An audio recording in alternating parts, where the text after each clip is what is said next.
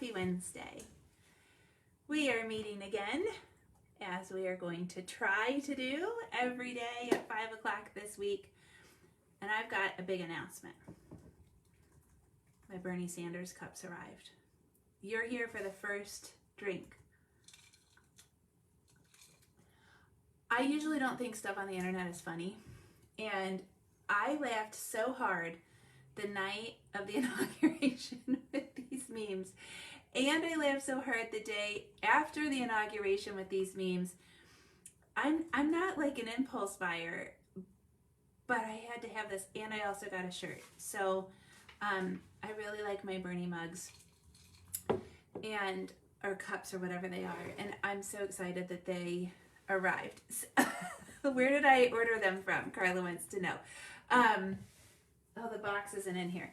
I'll put it in the comments because it's just, isn't it adorable? It looks like, it's like that kind that looks like a beer can. And I just think it's so funny.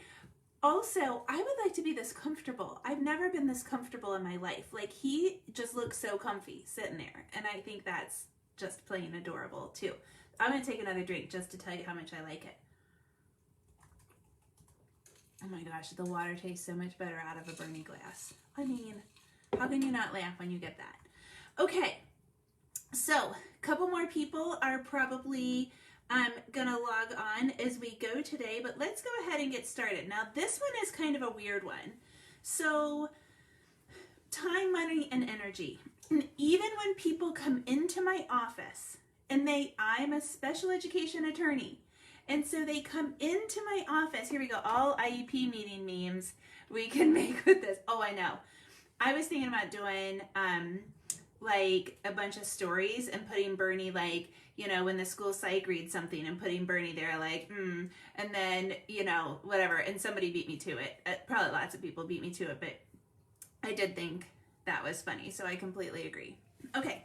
So even when people come to my office, even when they like have a consultation and they come into my office and they're there and they know they're going to pay me, they'll still say to me, I don't really have the time to get involved in like what you want for me to do. You know, why would I do a file review? I don't have the time, or I don't have the money to really pursue this significantly to let you, Ashley, when I'm working as an attorney, kind of walk me through this. Can you just put out this fire and set me on my way? Or 3, I've got other kids, you know, my child that's on an IEP, I'm trying to figure out tutoring right now, or I'm trying to like balance where my energy goes, basically. And so time, money, and energy is like the big thing, time, energy. And so what can we do in order to get more time, money, and energy? And I think the entire key is in proactivity. I think the entire key is working ahead, getting trained, getting systems in place to be involved in your child's IEP process, to be a part of the IEP team. And this applies to teachers, you know, anybody on school staff, to the parents, to anybody that's on the IEP team. I think the more proactive you are and the more informed you are, the more time, money, and energy you'll have, because putting out those fires is a time suck. So that's kind of my whole theme for today. And it's like, it's funny that it comes up as like an objection that people raise to me because they're there already. And I used to be like, well, you're here, so like, if you want me, you want me. But then I started to realize I kind of equated it honestly to my family law practice, where people will oftentimes say to me, I know that the solution is this big motion you have to file. And oftentimes the big motion is honestly a step-parent adoption. I know that we need to change custody entirely. It happens a lot where one parent isn't involved at all. And so they just want to do child support, and they're like, I know the solution is to do the adoption, but I can't afford it. I don't have the time. I don't have the energy to deal with it right now. So can you just do this little thing? And I completely appreciate that. But it isn't the most efficient way. It isn't the overall most comprehensive way to get something done. Hey, buddy. Did you put on a snowsuit? He likes to put stuff on in the garage. Okay, so I've got this broken out into time, money, and energy. And what I want for you to understand is, I think if you spend a little bit of time committing to getting more involved in your child's IEP and training yourself on IEP basics, I think you're going to end up having more time, energy, and money in the end. So time. What I am suggesting does not take a whole lot of time. Getting involved in your child's education should not take very much time. So you know I preach progress monitoring. And in order to monitor progress at home, you have to work with your child. So, and you could just take data without really working on the skills, which could also work. But I think it's smart to work with your child at least a little bit and to monitor progress as well. So I'm going to tell you what I do. So if we aren't in the middle of a pandemic, if I'm at my office 40 hours a week and I'm also running people to baseball and swimming and therapies and any other place, play dates and all that other stuff, then I normally work with Jack about an hour, maybe 2 hours a week. Not very much, but we get a lot done because it's organized, it's there, we're on a system, we know that we're doing it. And so if we're working and it's like 2019, and we're working, I mean, a thing of flashcards for like sight words, 50 flashcards, I don't know, 2-3 minutes. And then reading, like he reads to me every day, but he only reads to me like 12 minutes at a time. And then, you know, like a math activity, well, it might be a game. I'm not saying a lot of time. An hour to 2 hours a week is a lot of time. And if you work with your child an hour or 2 hours a week, you're going to have so much to weigh in at IEP meetings on. So work with your child an hour, maybe 2 per week, but an hour would be awesome. Then the progress monitoring will take about a half an hour. It's amazing how much time it actually takes to go through all the goals. So if your child has about 8 goals, then I think progress monitoring will probably take maybe close to a half an hour. It honestly takes us a little bit longer because Jack has ADHD and I have to do lots of behavior strategies and kind of encouragement strategies to keep him on task, to keep him interested, to keep him present and just oriented for learning, conditioned for learning. So progress monitoring though, less than an hour a week, okay? So half an hour a week, probably plus or minus for you is what that would take in a non-pandemic year. Right now it's taking longer and I get it. Communicating with your IEP team, you know, I think that's super important. I've gotten it down where I can communicate to my IEP team. I dictate into my emails and stuff. So maybe 12 minutes, but I have 30 minutes in here because I do recommend that you communicate data, that you communicate with pictures. You know, I kind of have a system for how I recommend that people communicate. So maybe it takes you 30 minutes. I've gotten it streamlined that I can do that a lot faster. So the time that I would spend communicating, I'm going to spend actually working with Jack around progress monitoring. So total, that's 2 hours a week. Half an hour for communicating, half an hour for progress monitoring, an hour for working. 2 hours a week. You can carve that out however you want. You could do 10 minutes 3 afternoons a week. You could do, you know, an hour twice a week. You could do it just like a big chunk on Saturdays or Sundays on the weekend. That time, 2 hours a week, then you can make up. And I'm going to tell you why you can make it up. But first I want to compare it to something. You know what else I wanted to say is, my system that's super efficient is I get the IEP, I lay everything out, I get the activities out that I'm going to work on each goal with. They all go into this little cart. And that way, the goals go on the refrigerator. If we aren't in a pandemic, now they're like burned in my head, and they're also in the spreadsheet on the computer that's up all the time. But they usually go in the refrigerator so that I can be like, oh, time, we haven't worked on time in a second. And I just run and I grab the time stuff. Or, oh, money, budget, whatever. We haven't worked on that in a while. And I go grab my folder or my box on money, time, whatever that is. If you lay it out, if you follow the steps, you follow the systems that you have in place, you follow all of that stuff, it's all scheduled, it's all set out. that also saves you time too, because you have it laid out. So yes, it might take a second to get the systems in place, but once they are in place, you're going to save time because it's just simply more efficient once you've got everything laid out. Now compare that to when you're putting out fires, right? So the question that I asked on Instagram stories that's kind of the contrast is, oh my gosh, what happens when you're putting out fires, right? And people were like, yes, I put out fires all day long. I got messages saying, yeah, that's what I do. I wait until there's a fire to put out, because I don't have the time, the money, and the energy to get trained in advance. So when you put out fires, you come to an attorney or an advocate. Normally it takes me 10 hours at least, at a minimum, to get start to finish through one IEP meeting. So people come in, and the initial meeting's an hour. I like to keep them shorter than an hour and a half, but sometimes they're 2 hours. So an hour to 2 hours, we have a, oh, thanks, hi Heather. You're so sweet. Thanks for weighing in, and I'm happy that you're here.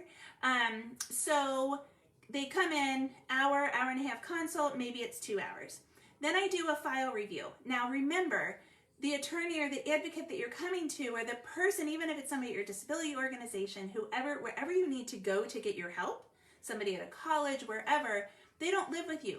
You have to explain your child's profile. You have to explain your child's diagnosis. You have to explain then all the personalities of the people on the IEP, the evaluation data, the progress reporting data, the outside information. You have to describe it all. So I usually do a file review. I like to go back at least 3 years so that I catch at least one evaluation. My file review usually takes between 4 and 8 hours. I don't go much longer than something that would take me 8 hours, even if I'm going to file due process, because there's really not, with statute of limitations and whatnot. So a half a day to a day of a file review. Okay, so we have the initial consult, the file review, then I usually meet back up with parents because the file review yields questions or comments or concerns that I want to describe to the parent. And then we also plan for the meeting or for the drafting of the complaint or whatever that is. If we go to a meeting, that meeting is usually a little bit longer too, like it could be a 3-hour meeting, because now I'm involved and I've got more questions and I've counseled my clients on questions to ask and ways to be more involved, etc., to try to get stuff back on the rails. So now you've spent probably 10 hours total on an attorney or an advocate or your own research, your own kind of diving into stuff to see what it was, in addition to the time that it takes you to organize all that stuff. So you've spent all of this time in fight or flight, right? What does that look like? That's when we start talking about the energy in the next little part here.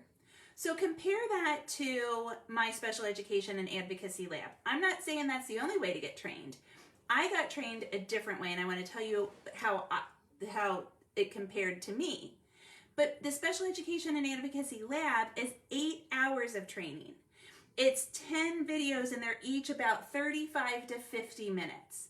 And so about 8 hours of video, you could get trained start to finish, the legal basics, what an IEP looks like, how to write a goal, all of that stuff in just 8 hours. So you could do that in one day. You could do it in, 4 hours per day on a weekend. Or, if you're at an organization, certainly what a lot of organizations do is they set it out for their families and they do it weekly for 10 weeks. So we're going to play the video for 30 minutes and then we're going to have a discussion for 30 minutes. And you do that weekly for 10 weeks. Rachel put the information for the lab in the comments. Thanks, Rachel, for doing that. So in the same amount of time that it takes me as an attorney to put out the fire and to get something hopefully resolved in an IEP meeting, you could get trained start to finish to do it entirely for yourself. The cost also, I don't like to talk about like what my fees are. Actually, there's some like antitrust laws that kind of tell me not to anyway. But the cost for the lab is less than 50% of what it would probably cost for me to do those 10 hours of work if I were to do it for you as a special education attorney if you lived in Kentucky and Ohio and I could do it for you as an attorney. So getting trained to do it yourself is something that could be done extremely more efficiently, and then you're trained forever. Then you have the background and the basis to know how to get started and how to go further forever. Now, the reason why I created the lab is because I spent a weekend trying to figure out LRE, least restrictive environment and inclusion, and it took me so long to figure it out. I literally worked all night on a Friday night and like probably 12 hours on Saturday, 12 hours on Sunday, trying to figure out LRE and inclusion. I then, so Monday morning, I thought I had addressed things. I like delivered a demand letter. And then Tuesday, I started making phone calls. And I'm not kidding you when I say I would call, like I started at a university, and that person would say, okay, here's what I know now, call this person, this person, this person, this person. And I always knew that it was time to start to call somebody else when they circled back to person one. And then I would start a new loop.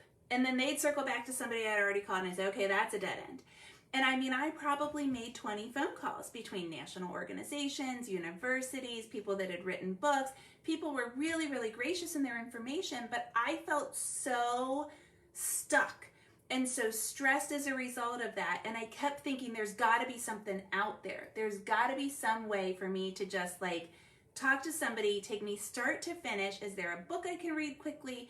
Is there a video I can watch quickly? What can I get? And I didn't ever find it, and so I made it. So that's what the time is. Now, what do we do with that time when we get it back? Well, we spend it with our child. We spend it on ourselves. We spend it however we need to. We've got the time back, and that is such a valuable asset. Energy. Here's the key to energy. You have a plan, so you can spend less energy. Once you get yourself empowered, once you have the information, once you know, I have literally read from like waist to head stacks of books probably 6 times on special education. With that information, I know what I'm gonna do. In a meeting, somebody asks a question, somebody says a statement, somebody asserts something, and I know how I feel about it. I know if it's right or wrong to me, and I know probably what questions I need to ask or what recommendations I need to make in order to take the thing in the next direction, in a direction that's going to be better for the child. I have a plan because I have the information in my soul, and the information matches with my soul and my advocacy style and what I know about the child and everything else to make things happen. So when you have a plan, you expend less energy. And that's true of anything. I mean, you go into anything without a plan and it takes a lot of energy. It's like the learning curve, right? But if you're constantly in this learning curve, then you aren't going to get anywhere. So you're saving energy in the stress management. There's so much stress if you're just in fight or flight, if you're just putting out fires, right? Our heart rates increase. Look, if you monitor your heart rate, watch it when an IEP is coming around, a meeting is coming around, it'll shoot up 10 points. And it'll shoot right back down the day after or when you've resolved something. It is truly, it can affect your stress levels so significantly, even if you don't feel it externally. You also save the energy in being organized. So you get yourself trained, you get yourself empowered with information. You can't be super involved in an IEP process without being organized. So you establish systems to get organized, and then you're done. Like, you are in my home office, right there on top of my cookbooks is an IEP. That's my system. It's disorganized and ugly, but that's an IEP. And then it goes into, I think you can probably see the comments are there for me, but right there, those are my binders. So it goes into my binders, and there's the hole punch where they go. Like, that is my system. So my system is right there. I'm super confident in my system. I know what's happening. There's progress monitoring data on top of the stack. I put them in there twice a year. Boom, I'm ready. So you have a system, and the system alleviates the stress, and you don't have to spend all the time gathering stuff. Because something goes wrong, and you're like, I could have sworn that in 4th grade, the MAP score was such and such. Wasn't that the year that he was reading on the 6th grade level? Wasn't that the year that whatever? Well, when it's organized and you're there, think of all of the energy that you spend not having to get it all. I always say, if I had the energy back that I spent looking for my keys and being upset that I had lost my keys again, oh my gosh, I would be a happy person. Did you see my Bernie Sanders cup? I I just love it so much. I was kind of thirsty, but I also wanted for you to see it because, oh my gosh, it makes me happy. Like you could put, because it's clear, you could put Bernie places with you. Like you could put Bernie on your head. You could put him places. Think of the social energy that you save. When you are trained, when you have information, you then have the plan gets to work, and therefore the social relationships in your IEP team are so much better because you don't have to rely on the people. Remember Monday when we talked about trust? If you don't trust the people to ask questions of the people, then there's this social stress, right? So think of all the other factors in the social relationships. It's not just trust. And so when you have the confidence that you have to ask questions and to know what's next and to weigh in on things and to press other people on the IEP team and to really collaborate and work as a team, then you don't have to have all of that animosity about, well, you know, this teacher isn't doing their job and this teacher hates me because of blah, blah, blah. And I don't know if I can really ask the psychologist this because it's a stupid question and all of that stuff. So you have that social confidence. You also get improved relationships with your friends, with particularly probably your friends that have kids that are on IEPs. Because isn't it great when you get together? We like to close down restaurants in the Down Syndrome Association of Greater Cincinnati. We stay and we talk and we laugh and whatnot. And when somebody has an IEP stress, oh my gosh, it's so stressful and our time together isn't nearly as much fun. Now, I don't mind giving somebody that kind of empathy and those kinds of strategies and that kind of thing, but it's definitely different time together.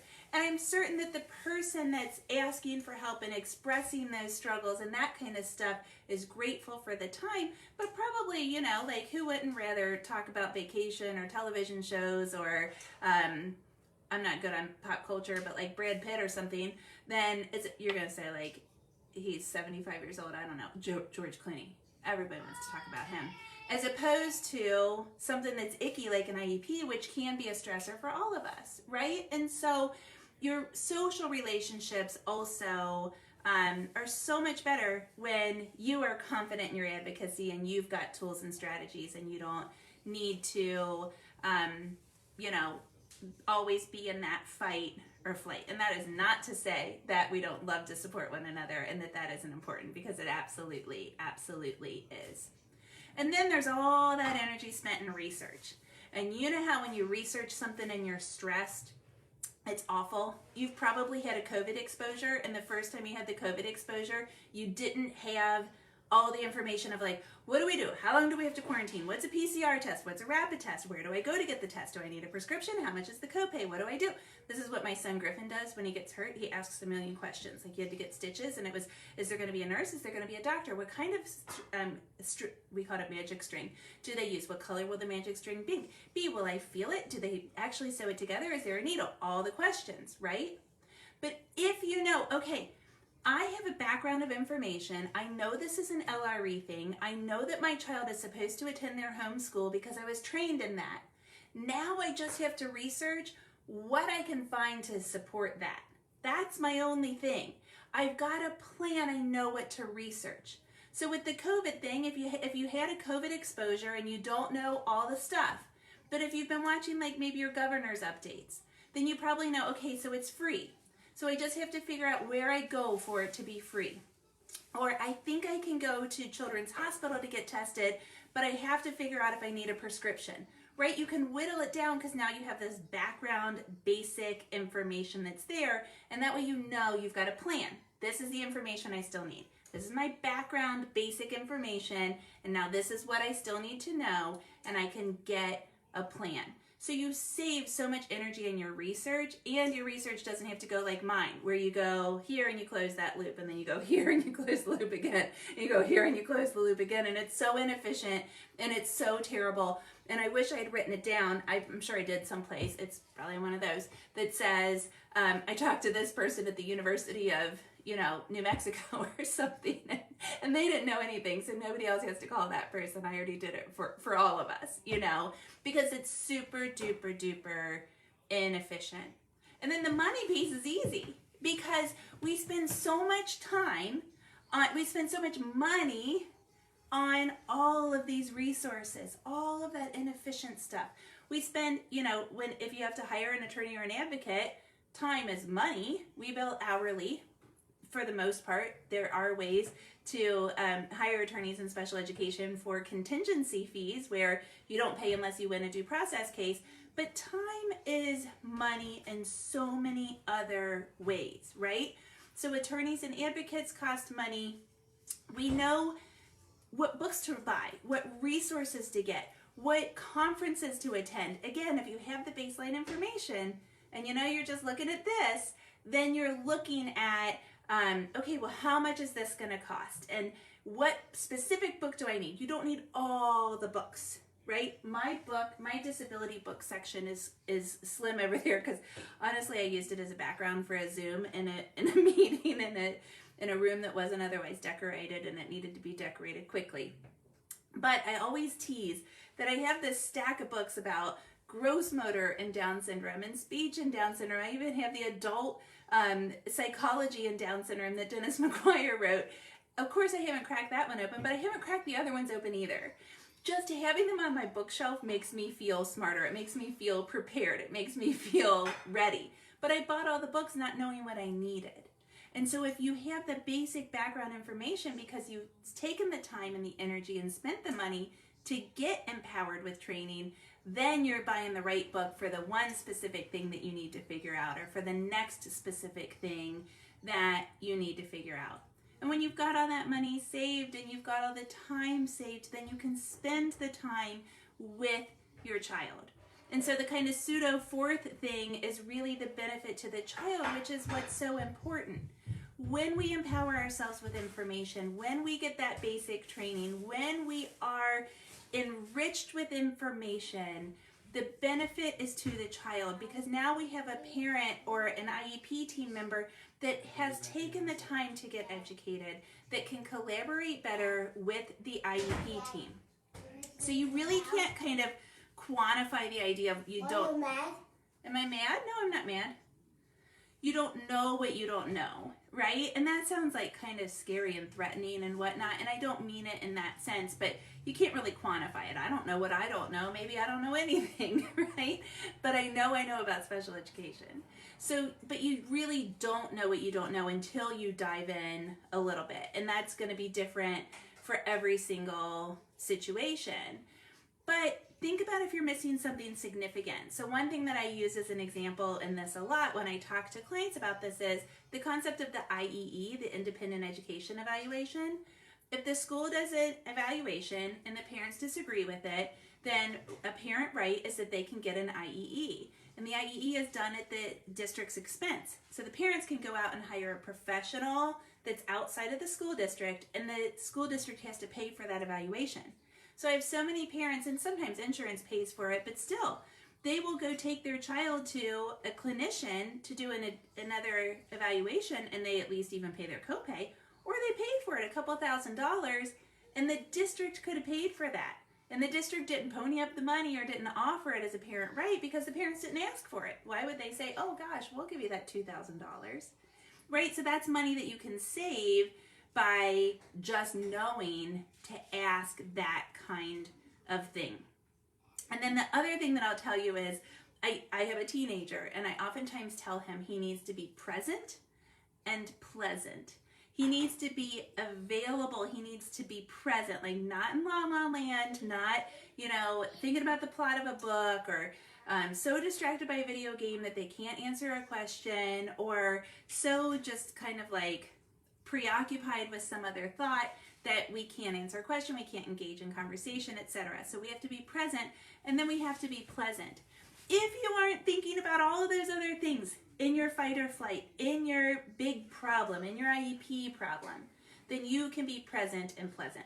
We are grown-ups, so we have so many things going on in our minds, right? We have, I don't know what that sound is, we have bills and jobs and schedules and now COVID stress and all those things. So if we can eliminate some of that stress, then we can be present and pleasant for our families. This makes you then an involved parent with a plan that makes you more efficient as an advocate, It makes you more collaborative as an advocate, and all of that gives you more time with your child. So you get a better IEP, you get better services, generally speaking, this is no guarantee, and you get more time with your child, which is really what it's all about. So that's kind of my ditty on time, energy, and money. Time-energy. There's the link to the lab if you're interested in joining the lab. As I said, it's 8 weeks or 8 hours, 10 modules, so it can be done over 10 weeks or in a day. And I'd be happy to answer any questions that you might have about it. I really encourage you to go out and get basic training, get good information, and get that foundation of information so that you can continue in your advocacy. Please let me know if you have any questions. Have a great afternoon.